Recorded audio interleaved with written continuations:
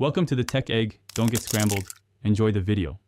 In this video, I will explain how to eat sea moss gel. To start, remember that sea moss gel is a fantastic superfood packed with essential minerals. It's incredibly versatile and easy to incorporate into your daily routine. A good starting point is to consume about 1 to 2 tablespoons per day.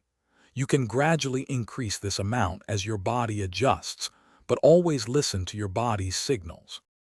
One of the simplest ways to enjoy sea moss gel is by blending it into your drinks. Just scoop 1 or 2 tablespoons into your morning smoothie. It will seamlessly integrate, adding a creamy texture without altering the taste you love. You can also stir it into your juices, herbal teas, or even a glass of plain water for a quick and easy nutrient boost throughout your day. Beyond beverages, sea moss gel can be a wonderful addition to your meals.